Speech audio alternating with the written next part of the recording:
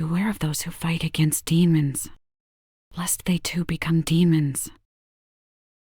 When you look at the abyss is watching you too.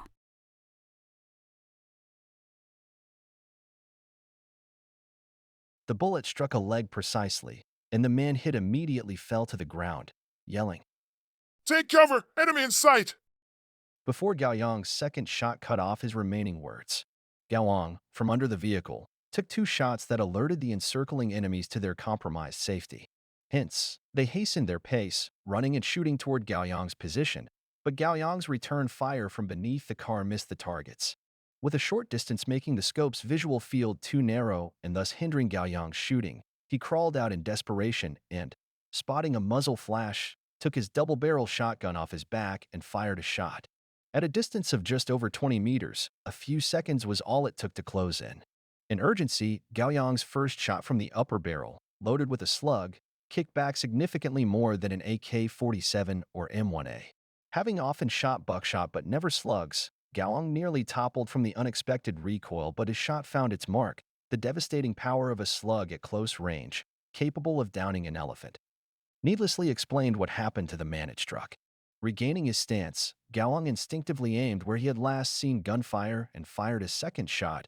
The 9 lead pellets silently claimed another enemy's life. He disengaged the shotgun's safety, ejected the shell, reloaded 2 rounds of buckshot in a fluid motion, and as he snapped the shotgun closed, an enemy closed in on him.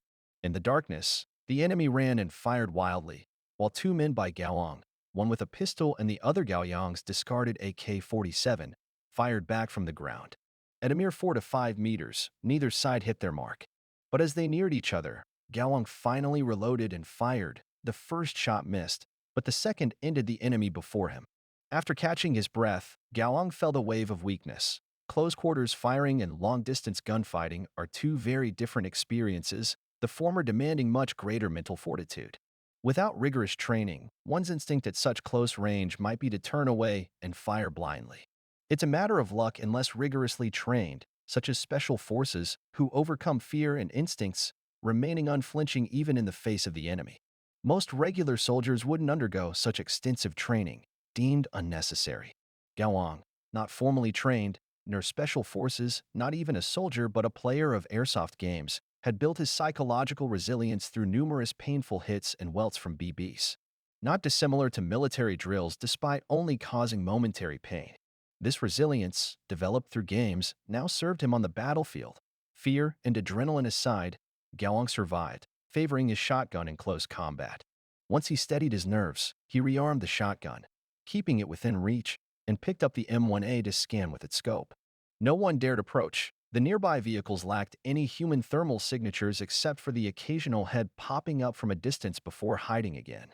Relieved, Gao Yang's hands trembled, legs quivered, and dizziness hit, the aftermath of adrenaline.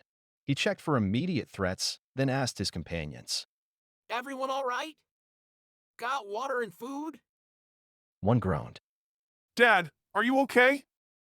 I'm fine. Bob, what about you? Are you hurt?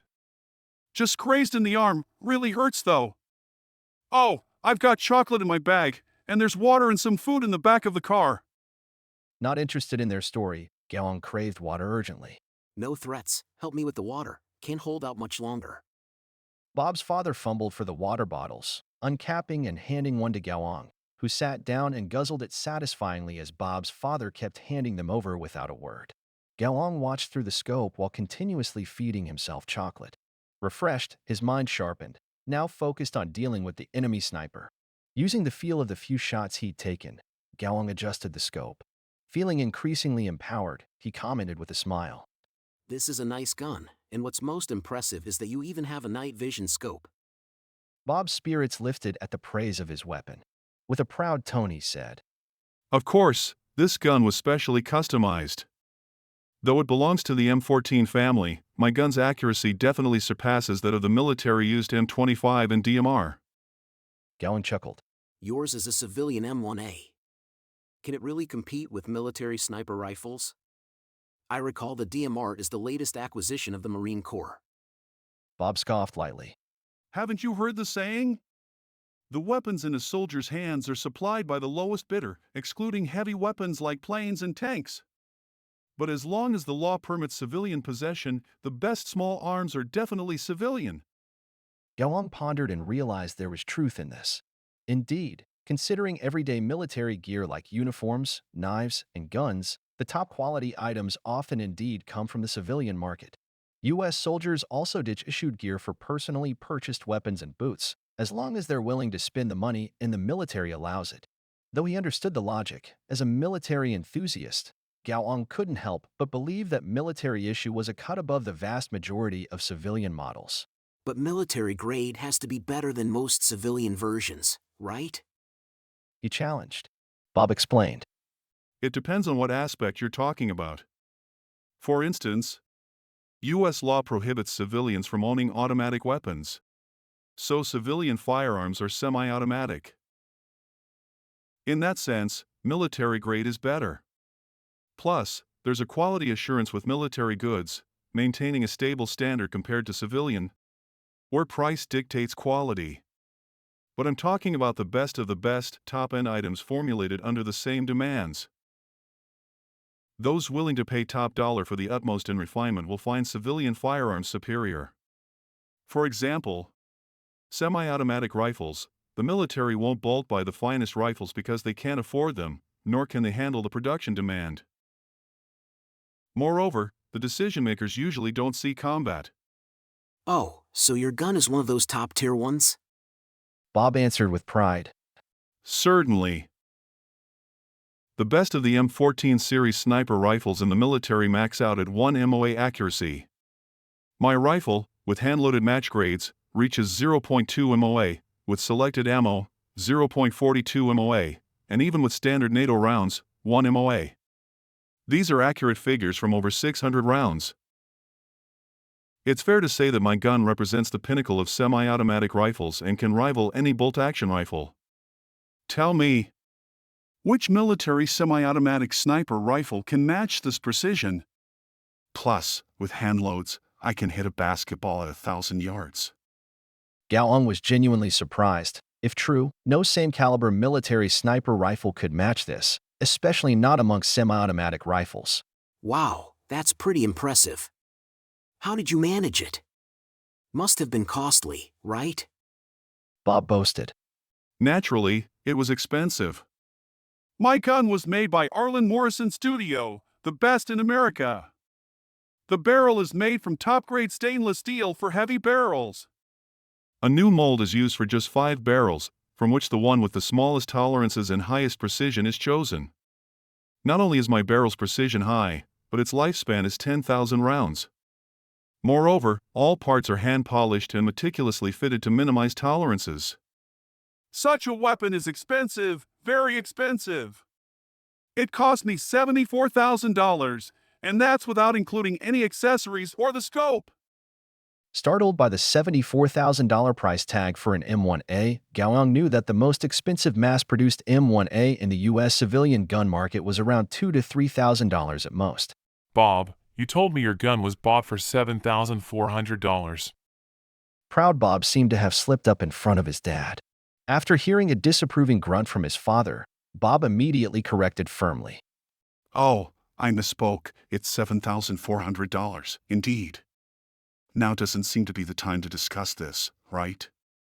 Hey, friend, you should take out that sniper, and then we can leave. How about that idea? Gao agreed it wasn't the time for chatting. He wanted to eliminate the opposite sniper but couldn't leave the car's cover, and the sniper wasn't offering any opportunities to take a shot. They were at a stalemate. If you have a way to take out that sniper, try it. Gao said. Do you have a rocket launcher or anything like that left? No more. Bob's father muttered. We had only 2 RPGs, gone now. Pity, well, none of us dare to move, so we still got time to chat. Who are you guys? Why were you attacked? We're hunters. Why we were attacked? You should ask the people who attacked us. Gao laughed. I don't want to pry, but hunting with rocket launchers doesn't sound quite right, Mr. Morgan. At the mention of his name, Bob's father tensed and asked urgently. Who are you? How do you know my name? Why are you here? Answer me, or I won't mind shooting. It seems I guessed right. You are indeed Mr. Morgan. Your question is simple to answer because someone mistook us for your men and killed 14 people. No, 16 in total. We became your scapegoats. Many died because of you. The killer mentioned your name over the radio. They came for you after realizing their mistake. Now you understand, Mr. Morgan. Mr. Morgan responded with somber regret after a moment's silence. Truly unfortunate. I am sorry. Gowong sighed. Can't really blame you. It was just bad luck. Fatal coincidence, though. There's something I've been meaning to ask. Where is this? Who attacked you? We're in Sudan. As to who's attacking us, I don't know, but I will find out and make them pay dearly. For my people and yours. Who are you? Shocked, Gowong had boarded the plane in Ethiopia, which was also its destination. He had no idea how he ended up in Sudan, but now understood why he was caught in gunfights. Sudan has been in conflict, with never-ending skirmishes, despite a halt in large-scale civil war. This is Sudan? How did I get to Sudan? How far is this from Ethiopia? I'm not sure about the exact distance from here to Ethiopia, maybe 300 to 400 kilometers. Why ask? Because I ended up here due to a plane crash, and my flight was within Ethiopia. Damn it, how come I'm in Sudan? Mr. Morgan chuckled. Regardless of your location, you should thank God you didn't die in the crash. I have GPS, so once we're done with the sniper, you'll know exactly where we are. Gowong returned his attention to the opposition sniper and felt unsure about Morgan and his son, both of whom seemed mysterious. Questions could be asked to Dr. Bark and the group. No need to interact much with Mr. Morgan. Remembering Dr. Bark and the tribal chief made Gowong more eager to defeat the sniper, but he couldn't find a safe way to do so. The sniper's vehicle's engine had been recently extinguished, making the hood very hot and causing significant interference in Gao Yong's night scope. However, as the engine cooled, the interference decreased. Gao Yong began firing at the vehicle's engine, intent on disabling it to prevent the enemy's escape. After several shots, he decided to use this opportunity to adjust his aim. Firing at a specific point beside the engine, a small red dot appeared in the scope from the hot bullet hole, allowing Gao Yong to calculate the deviation and adjust the rifle. The real bullet strike was within about 20 centimeters, a tremendous feat at night without precise reference points. Having gained confidence in the gun, Gao Yong prepared for the assault, asking Bob, "Do you have any bullets left?" Specifically, tracer rounds. Bob, still in pain, murmured that he had a few tracer rounds. He had a magazine where every third bullet was a tracer, intended for lion hunting at night.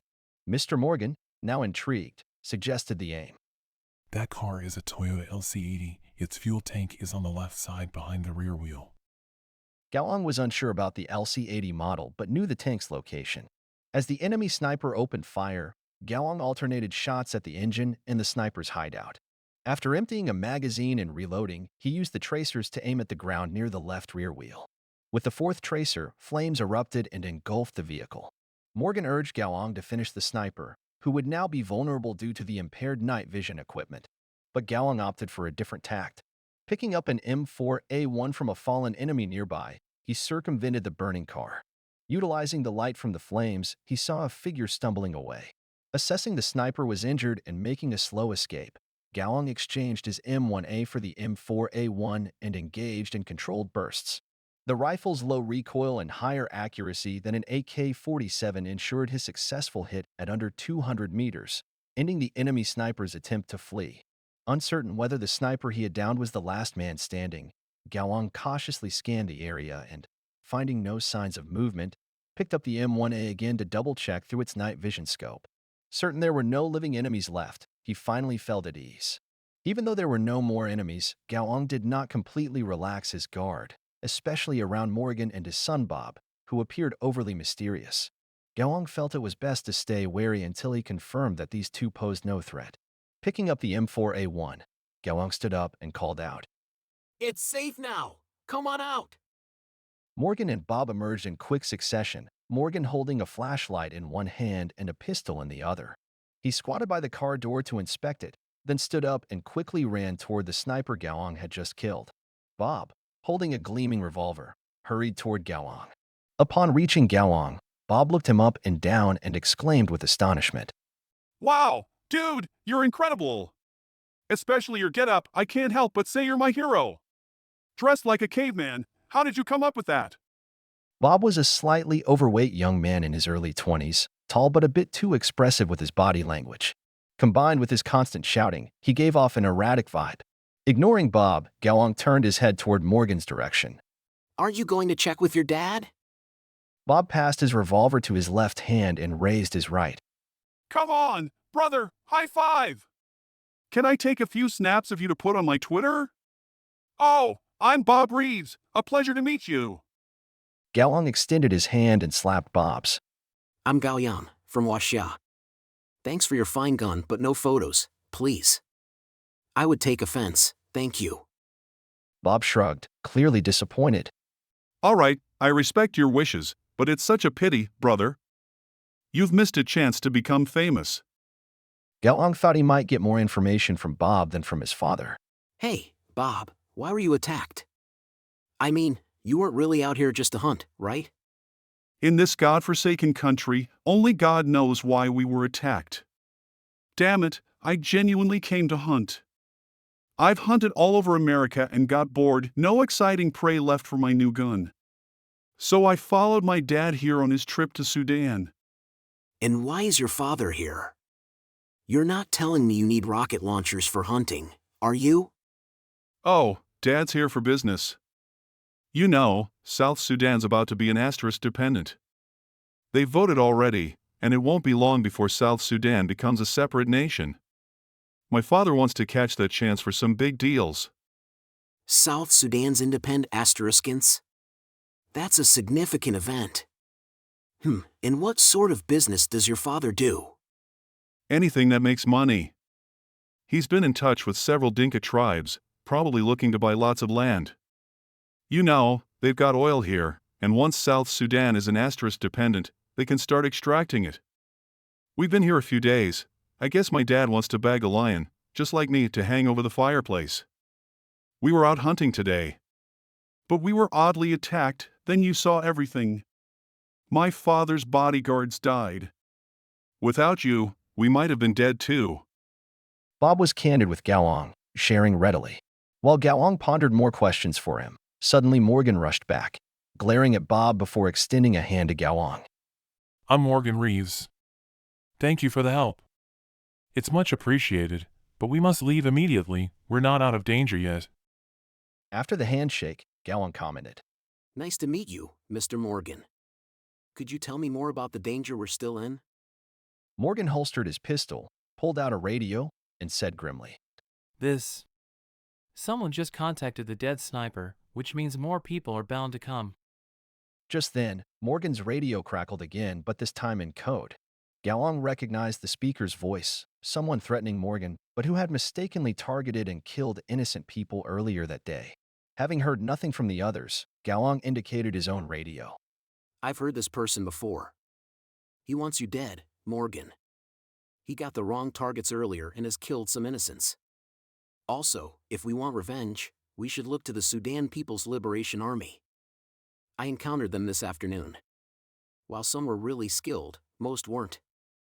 Nodding, Morgan's face grew dark, and through gritted teeth, he said, Damn fools, fighting among themselves before even gaining independent asteriskins. Thanks for the tip, but we must get going. Hesitant, Gowong shook his head. Sorry, I can't go with you. I've got my people to look after. You can go by yourselves as if we've never met. Morgan pondered briefly, then determinedly nodded, begging Gowong to help guide them out to meet his friends, promising $100,000 upon reaching Malakal. Resolutely, Gowong refused but conveyed he consult his friends. After some discussion, Dr. Bark and Catherine, knowing of Gowong's previous help, suggested he assist Morgan if he deemed it feasible. After confirming with his friends, Gowong communicated their decision. They swiftly gathered their belongings. Morgan wanted to take the bodies of his fallen bodyguards for a proper burial, a request Gowong granted after they managed to start their bullet-riddled vehicle. Collecting several M4A1 magazines from the bodies, Gowong hopped into a car the attackers had used. Despite glass and seats smeared with blood, he booted up the car, smashed out the windshield for better visibility, and drove up to meet Morgan and Bob. Gao hadn't driven in years but managed well enough. After some preparation, including seizing Bob's M1A, retrieving a sniper rifle, bullets, and a night vision helmet from the fallen enemies, and reluctantly gathering a handful of nearly new AK-47s with Bob's help, Gao followed Morgan's prompt to lead the way out. Gao was actually unsure of where to head next. After driving dozens of kilometers, he found a spot where he, along with Morgan and his son, took turns keeping watch through the restless night. Well after dawn, Gao brought Morgan and Bob to the pond where Dr. Bark and his team were resting. Once he used the radio to call out, Dr. Bark and the others quickly emerged from their hiding spots. The chief, who considered Gao family, greeted him with an emotional welcome and a hug. As they spoke excitedly in a Kuri language, the others had no chance to interject. Once everyone calmed down, Dr. Bark came forward and embraced Gao, patting his shoulder vigorously. Thank you for your bravery. You saved all of us, thank you. Don't mention it, Professor. I just did what I had to do. I said before, my tribe and I will do everything to repay your kindness. Gao responded. Even the injured Evan, cameraman Daniel, and the other local black man came forward to thank Gao. Lastly, Catherine approached with a smile, extending her hand. I told you, brave men don't die easily. It's great to see you again. Taking Catherine's hand, Gao replied with a laugh. Whether there's a dragon or not, I am always ready to be the knight for a beautiful princess. But Miss Catherine, isn't this the moment for an embrace? Catherine smiled gently, and instead of hugging him, she brought her face close and kissed Gaoyang's left cheek, saying with a chuckle, That is how a princess shows gratitude to her brave knight. Serving in the military for 3 years and longing for the charm of Diaochan, Gao certainly wasn't a soldier devoid of encountering women. Yet spending his days among tribal women with distinct tribal marks and bare chests had him nearly as famished for feminine grace as a man who had been secluded for years. And Catherine was indeed a beauty. Receiving such a kiss would make many men swoon, and that Gaoyang maintained composure was a testament to his fortitude. Unfortunately, it was not the time for romantic pursuits. He shook off inappropriate thoughts, laughed sheepishly for a moment, and reluctantly let go of Catherine's hand. He then gestured towards the Reeves. Let me introduce you. This is Mr. Morgan Reeves, and his son, Bob Reeves. You might have heard, they were the actual targets of the terrorists. Mr. Morgan appeared to be in his 50s with graying hair and piercing eyes that had an intense presence. His gaunt face looked formidable, but at that moment, he seemed solemn. He stepped forward and bowed. I am very sorry for bringing misfortune upon you, and please accept my condolence for your losses and my apologies for the trouble caused. Dr. Bark walked up to Morgan, shook his hand, and replied, It's not your fault. No need to apologize. Although what happened is unacceptable, the terrorists are to blame. We're all upset, but it's not a reason to take it out on you, Mr. Reeves. You don't have to apologize. Morgan nodded his head in gratitude to Dr. Bark. Thank you for your understanding and generosity. I admire and appreciate it. Now, I believe we must consider leaving this place before anything else. The danger is far from over, don't you think? Dr. Bark frowned and glanced at Gaoyang, saying, I agree we should leave as soon as possible. I must locate the bodies of my team members and report the incident to the American Embassy. But are you saying terrorists might come back? Gaoyang nodded. Yes, I think they'll return. I just don't understand how they can pinpoint our location in these vast grasslands. Morgan pondered for a moment. I went out hunting yesterday and had shared my whereabouts with some people. Perhaps someone leaked my location. Suddenly, Dr. Bark said, Mr. Reeves, could you possibly reveal who wants you dead and why would they want to kill you? After thinking it over, Mr. Morgan shook his head, sighed deeply, and addressed Daniel, who was still holding a camera. Please turn off the camera, sir. The following conversation should not be recorded. Seeing Dr. Bark's sign, Daniel turned off the camera, and it was then that Morgan spoke with grave seriousness. I should not speak of these matters, but considering the disaster I brought upon you all, I feel it's wrong to keep you in the dark. Gentlemen, The U.S. government requested my help due to my good relations with some of the top officials in South Sudan. They wanted me to secure certain interests for them after South Sudan's independence, which would also greatly benefit my own ventures. However, someone has exposed my whereabouts. It could be competitors or operatives from other nations who do not wish to see me succeed and return home. Please keep what I've told you confidential, for my safety and yours. Dr. Bark sighed deeply and said with frustration, Damn politics. Rest assured, we won't divulge this matter, but Mr. Morgan, as you know, we must explain things to the American Embassy in Sudan and to NGC. I'm afraid I can't keep certain details secret. Morgan replied understandingly. You can speak freely at the embassy, but I ask you to keep as much as you can confidential for NGC's sake. Even if you reveal my role, I won't acknowledge it, and no one else will either. Morgan then pointed at Gaoang, adding sternly, And gentlemen, if you appreciate what he's done for you, please do not broadcast any footage of him. His actions have surely angered powerful forces that neither he nor you can contend with. Broadcasting it would sign his death warrant. It'd be safest to delete his footage altogether. Everyone looked at Daniel, who, in visible agony, glanced between Gaoang and Dr. Bark before decisively shattering a memory card with his teeth and casting it away. All footage of Gaoang was on that card, now destroyed.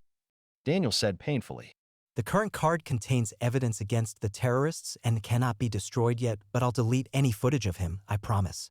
I'll take care of it personally. Dr. Bark agreed. Morgan glanced at Gaoang. It seems we have the same destination. We can travel together, Mr. Gaoyan. All eyes turned to Gaoang, who was visibly conflicted. After 3 years living amongst the Akuri, the tribe had become his second home, the chief's family his kin. He struggled with the thought of leaving so abruptly. The chief must have sensed Gaoyang's turmoil. He placed a comforting hand on his shoulder. Go, white child. Return to your home. You do not belong here.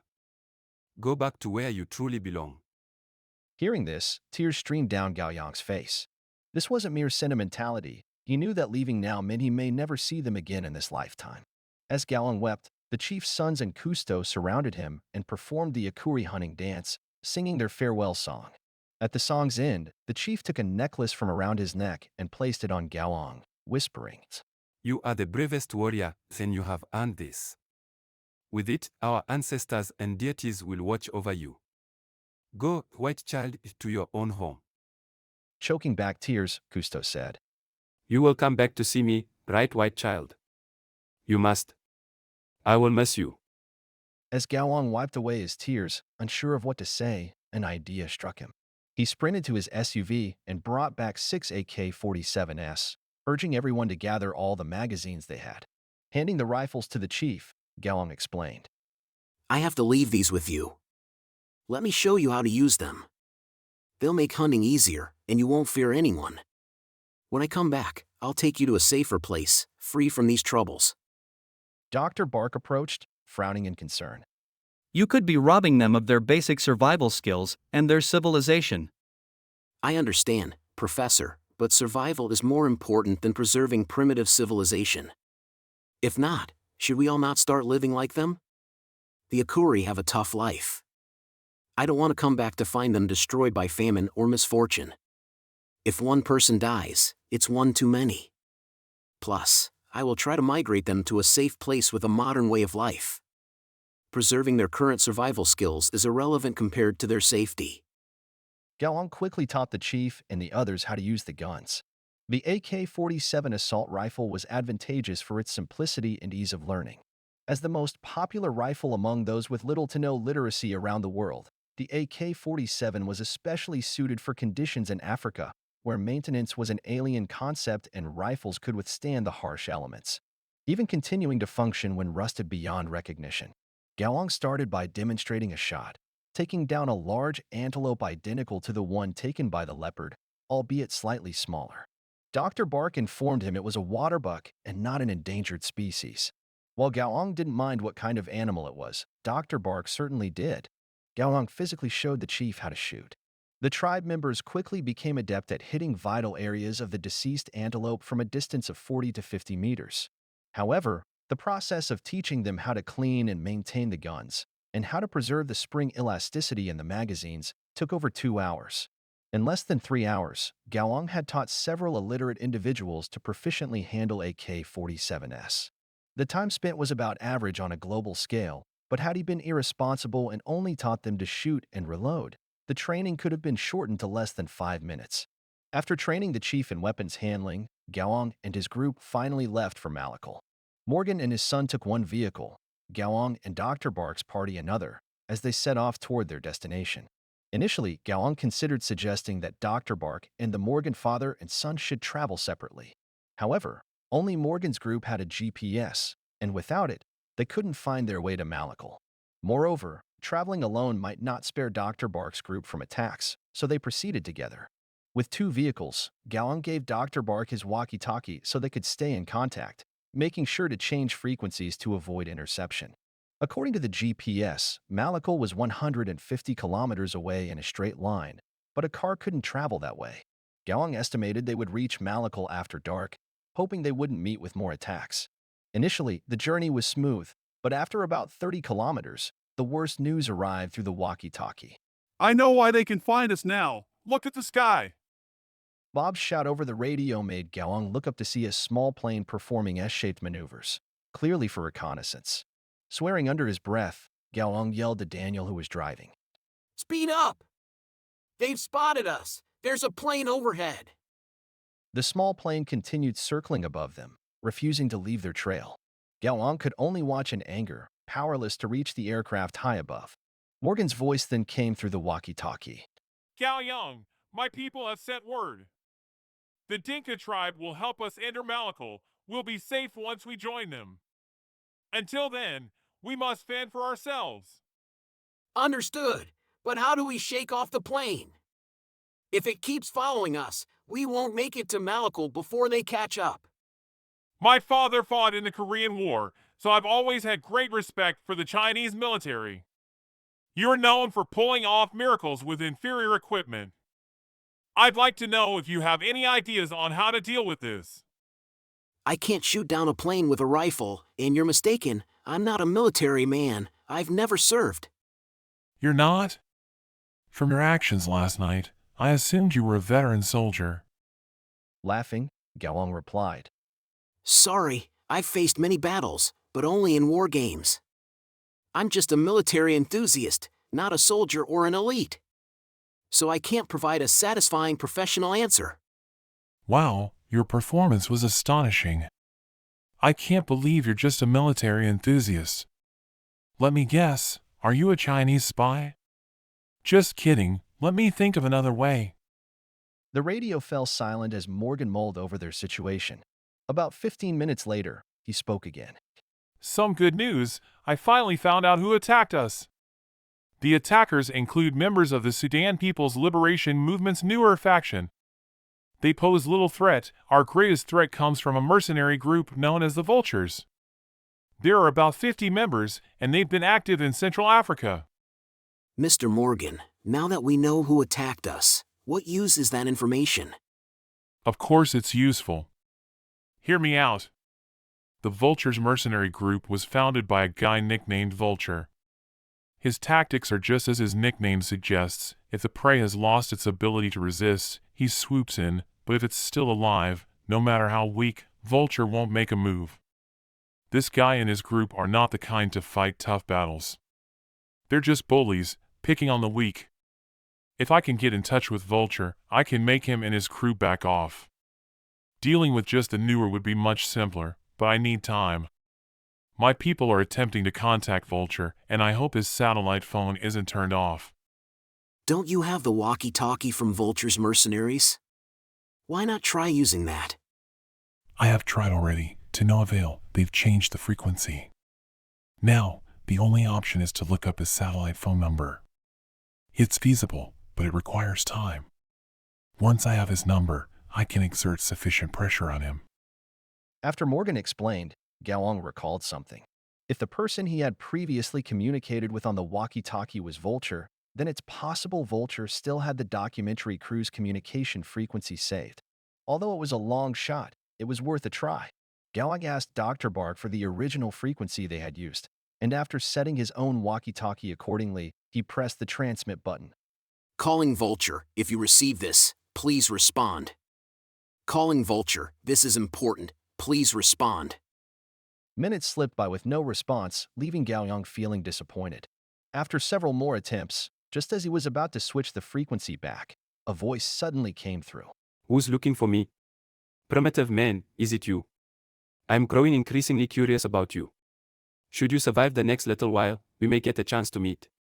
But I regret to inform you that I'll personally have you skinned.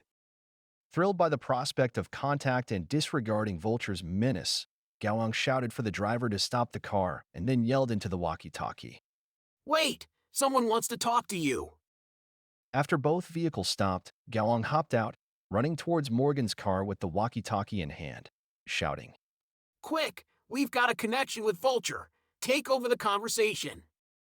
After a glance of surprise at Gowong, Morgan took the walkie-talkie.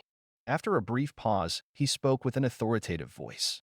Is this Vulture? I am your target, Morgan. It seems your employer didn't inform you of the status of the person you're trying to kill. Well, let me enlighten you, you're in big trouble. As soon as I establish contact through satellite phone with my people, it won't matter if you've killed me or not, you're as good as dead. I assure you, I'll have you and your family in Cape Town killed. Let me see, your wife, your 2 sons, oh, and your 2 dogs plus the horse you're fond of. Shall I mention their names? Mr. Johan van Riebeek. After Mr. Morgan's spiel, the bravado from the other end of the walkie-talkie vanished, replaced by an anxious tone. Who exactly are you? How do you know my name? Mr. Morgan gave a scornful smile and said, Quit asking such idiotic questions. If you don't want to be hunted down by 10 mercenary corps, if you don't want to hear about your wife and children's demise today, I suggest that you quickly get lost with your men. Give me your phone number. Someone will call to prove that I'm not just threatening you. My patience is limited. I'll give you 10 minutes any longer, and you'll face the consequences. Despite being trapped, Morgan conducted the conversation with Vulture with remarkable strength and an imposing presence. It was clear he wasn't just talking tough. Vulture didn't make Morgan wait. He didn't even take 10 seconds before rattling off a phone number. Mr. Morgan picked up a satellite phone from the car, dialed Vulture's number, and without saying much, hung up the phone.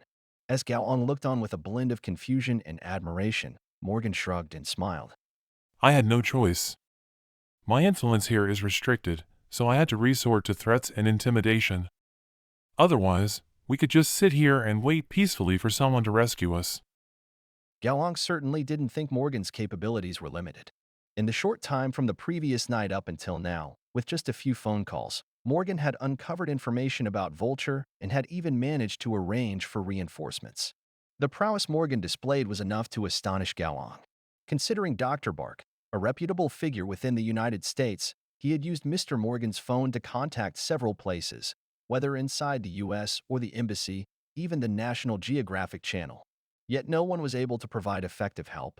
It wasn't due to lack of concern, but a matter of reach. The help offered by these entities might not arrive before Dr. Bark and his crew would have potentially met with demise. Gowong had also tried to make a call. At the earliest opportunity, he had used Morgan's satellite phone to reach out to his parents in China. Unfortunately, one of their phones was unpaid, and the other was unreachable. No matter how many times he dialed, the result was the same. It was regrettable that even with the rare chance to make a call, he couldn't reach his parents. As for his friends' numbers, it was unfortunate that they weren't memorized in his mind but stored in his phone, which meant he currently had no way to call anybody back home. However, after several unsuccessful attempts, Gowong had no choice but to suppress his urgent desire to speak with his parents. He figured it was better to make the call after ensuring his own safety. If he failed to survive the ordeal, it wouldn't merely give his parents a false alarm but plunge them into even greater sorrow.